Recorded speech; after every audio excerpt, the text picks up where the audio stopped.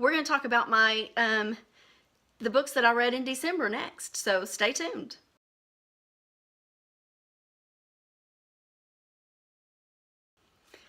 Hey y'all, it's Jen and welcome to my channel, Ifers Inklings. If you are new here, I'm glad to have you. Welcome, and I hope you stay around for a while. Today I'm going to talk about the books that I read in December of 2017. So, December was a really small reading month for me because I was just in a huge reading slump. There were days and days and days that I didn't even pick up a book or listen to a book. Now, I know I'm a little bit unusual because I still completed 8 books in December, but that was my second lowest reading month of the year. But again, it was December, and I always know going into December that I am like that. I don't know what it is about the month, but it is always a lower reading month for me. And again, this is just for me because I typically listen to a lot of audiobooks, and even this month I just didn't. I just wasn't feeling it, so I did a lot of playing around on the internet instead, watching a lot of YouTube videos. But let's get into this because I did end up reading some really good books for the month. I do have 2 5-star books, and I'm going to dive right into those. The first one is going to be no surprise to anybody that has read this book. Actually, probably neither one of these books are going to be surprising that they were 5-star reads for anybody that's read them. And the first one of those is Simon versus the Homo Sapien Agenda by Becky Albertalli. This, it was just so sweet, and I just fell in love with Simon, and my heart broke for him as well. There was some pretty crappy people in this school, and but you know what this book is about. I'm not going to really, I mean, it's Simon falls in love with a boy that he's talking to over the computer that he met on the school Tumblr, but they've never met. And then ultimately he is outed, and then eventually, you know, he meets his blue, and it's a nice, cute little love story from there. But again, it's 5-star, so cute, highly recommend this book. This next book is A Man Called Eva, Uwe, I can't remember how they pronounced it in the audiobook. I actually listened to this audiobook. It's by Frederick Backman, and it was just the most sweetest and heartbreaking story that I've read in a long time. It's about family, and it's about love, and it's about friendship, and it is about a cantankerous old man and this shabby cat and the neighbors around him that make him see life differently. He is a cranky old man, but by the end of the story, you can tell that he has just such a good heart, even if it's wrapped up in these layers of crankiness. But I highly recommend this book. It was 5 stars. You're gonna cry. It is so touching. I had 2 4.5-star reads this month. The first one is The Sandcastle Empire by Kayla Olson. This was a sci-fi dystopian type novel. I went into this not thinking that I was going to enjoy it as much as I did. It's gotten some kind of bad reviews. I received this in an OwlCrate, but again, I ended up giving it 4.5 stars. So I love dystopian novels anyway. It's one of my favorite genres, and I hadn't read one in a long time. But this one has some definitely has some sci-fi-ish feel to it. So it's a little bit different than, say, like The Hunger Games, or that's the only one that I can think of off the top of my head. So, but there's some technical sides to this, some scientific stuff. Definitely interesting, definitely scary. Not in a horror type way, but in that oh my god, this could really happen one day kind of way. But basically what it is the people that are considered the kind of dregs of society, the poor, rise up and overtake the rich because they are tired of the rich being the ones with all of the opportunities. And so the people that are wealthy and the heads of corporations and all that get pushed to the side, get thrown into almost like concentration camp type things. Then there's a few girls that end up escaping one of the islands, and that's kind of where the story starts. My next 4.5-star book was actually an audiobook that I picked up on a whim because I've been hearing tons about it from my bookish friends. That's The Serpent King by Jeff Zettner. Y'all, this book, I actually didn't know anything about it when I went into it. I just had heard a lot about it. Everybody raved about it, and I thought, well, I'll check it out. It's available on audiobook. Let's see what it's about. I was expecting kind of a sci-fi fantasy book just based on the title of the book alone. I mean, that was just my impression of it. However, it is a contemporary, young adult contemporary book.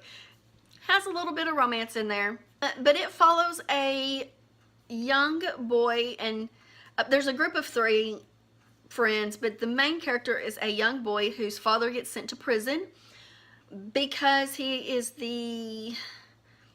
like one of the preachers in the town, but he's found with child pornography on his computer.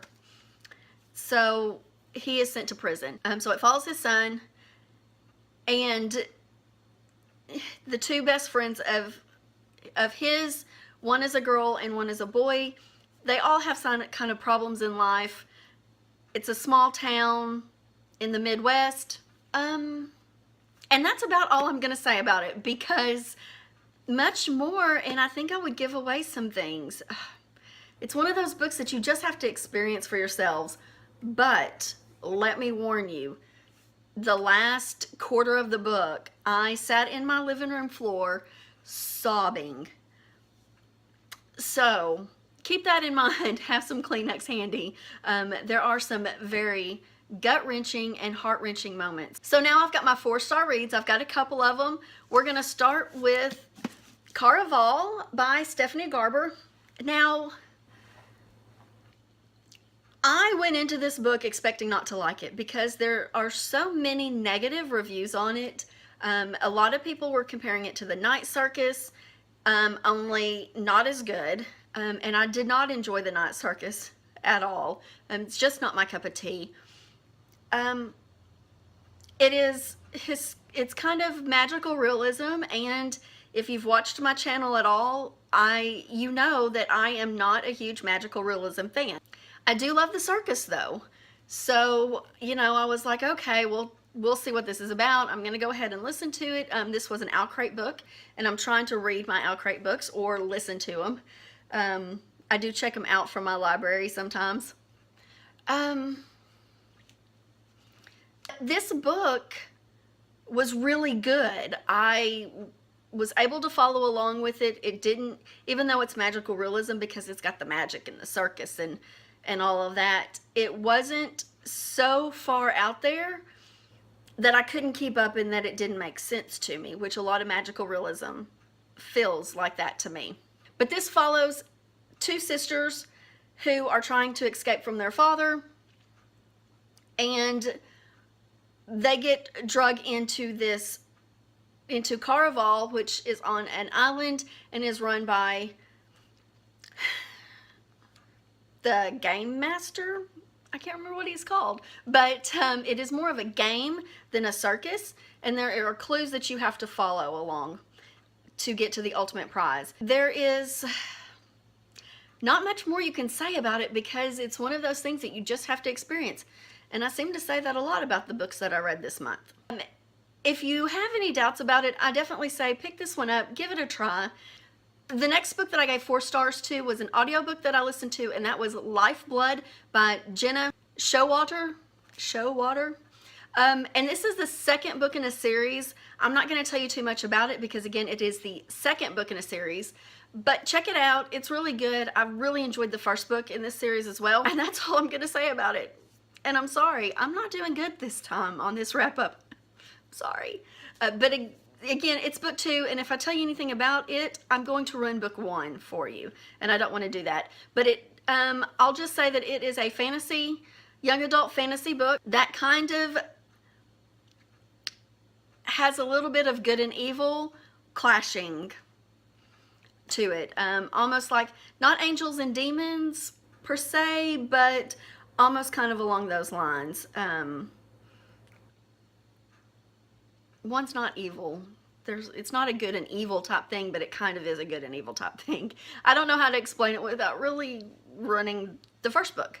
So the next book in this that I have for you is a 3-star book, and that is Heartless by Marissa Meyer. And this is kind of an origin story for the Queen of Hearts. And if you've read any of the reviews, this is not going to be real surprising to you. But the first half of this book was great. I thought, why is everybody giving this a bad review? Why? I mean, this is like a 4.5 star book so far. And then I got to the last, I don't know, 100 pages, last quarter of the book, and I was pissed off the entire time. The Queen of Hearts, and I can't even remember her name at this point, but it's like her character totally changes. It didn't stick with the story. It didn't stick with the character that she had been built up for the majority of this book. And I hated it. It didn't make any sense. There was no easing into this. It was just one page, this thing happened, and the next page she was a complete and total bitch, which was not her character in the first majority of this book. I was pissed. And if you read any of reviews or watch anybody else's reviews on this book, a lot of them are the same. A lot of people feel this way about this. So, I love Alice in Wonderland. It's one of my favorite childhood stories. I've read countless retellings of this story, of Alice in Wonderland, and I usually love them. The first majority of this book I loved. Absolutely loved it. So, like, the first 2/3 of this book, first 3/4 of this book would easily be a 4.5 star book for me. The last would have been a 1 star. So, enter at your own risk on this one. So, my last book. I read this book for a prompt, for the December prompt of my Llama Library book club book. And that prompt was a book involving a winter holiday that you do not celebrate. So I picked Ramadan. The book that I read was The Bestest Ramadan Ever by Medea Sharif. I'm not real sure how to pronounce that. I gave this book 2 stars because this is a young adult contemporary book that features a love interest. The girl is obviously Muslim, and the boy is not. But I found this book to be, the main character just to be horribly whiny. She wasn't a very nice person. And the only thing she focused on the whole time was food and this boy. And I get that that's a really big theme for 16-year-olds, especially when you're doing Ramadan and you're not allowed to eat from sun up to sundown. You know, I would be hungry and my main focus would be food too, but it just wasn't good. The story could have been much better. I didn't like the characters. About every other word, the grandfather was calling people infidels or prostitutes. And I get it, really, but again, the 900th time was a little excessive. Even the ending of it, where the conflict or whatever was resolved in this, it just wasn't good. And I don't recommend that one at all. seemed to be real stereotypical, and didn't really put anybody in a good light at all. The best character in the book was the love interest. He was great. His character was really well written. Every other character was not. What is there's a term for it and I can't think of it right now, where all the girls are the mean girl, kind of the mean girl club. All of the girls are just crappy to each other. All of them. And it wasn't a good story. And that does it. That wraps up my long-winded and not very informative December reads for you. If you've read any of these books, let me know what you thought about them down below. If I have convinced you to pick any of these books up, let me know that down below as well. And as always, if you've enjoyed this video, please give me a thumbs up. Go ahead and hit that subscribe button if you're not already subscribed. And that bell button over there next to it will notify you when I post new content. And until next time, bye.